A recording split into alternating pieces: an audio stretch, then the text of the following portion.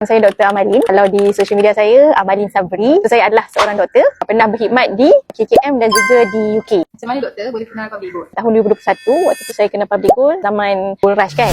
Jadi Gold Rush ni ramai orang mula terbuka untuk buat simpanan emas. Dan waktu tu, public goal adalah nama yang paling disebut-sebut. Bila doktor mulakan bisnes public goal dan kenapa Dr. Amalin pilih bisnes public goal? Saya mula buat bisnes public goal ni, sebenarnya tahun sama saya memulakan simpanan emas. Saya ambil inisiatif untuk upgrade menjadi dealer. Pada mulanya, sekadar untuk explore, untuk cari pendapatan tambahan. Tapi kemudiannya, satu perkataan menarik daripada mentor yang melekat di fikiran saya, iaitu bina bisnes sebelum kita perlukan bisnes. Jadi waktu tu, saya baru sahaja memulakan kerjaya sebagai seorang doktor. Saya decide untuk ada backup plan. Antara impian yang tercapai, dah serius dengan bisnes public goal. Antaranya yang saya paling happy adalah time freedom. Ini saya bebas untuk menjaga dan menguruskan anak saya sendiri. Mungkin ada waktu yang anak kita kurang sihat, yang kita terpaksa fikir macam mana nak hantar anak kita, siapa yang nak jaga kan. Jadi bila saya dah ada time freedom, asbab bisnes public goal ni untuk pilih, untuk jaga sendiri anak pada kebanyakan masa lah sebenarnya. Dan masa untuk ibu saya. Bila masa? Bila ibu saya panggil saya untuk pulang ke kampung, baliklah sebenarnya.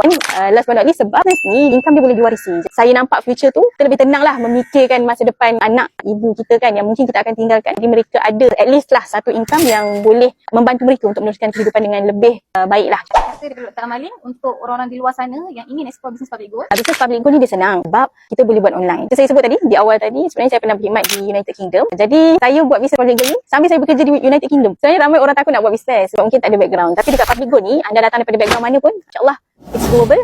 Lagi-lagi dengan support daripada Conduit Network, mentorship, circle, tool set, skill set, semua kita akan guide. Training apa pun ada. InsyaAllah bisnes public goal ni bantu anda beri masa depan yang lebih baik.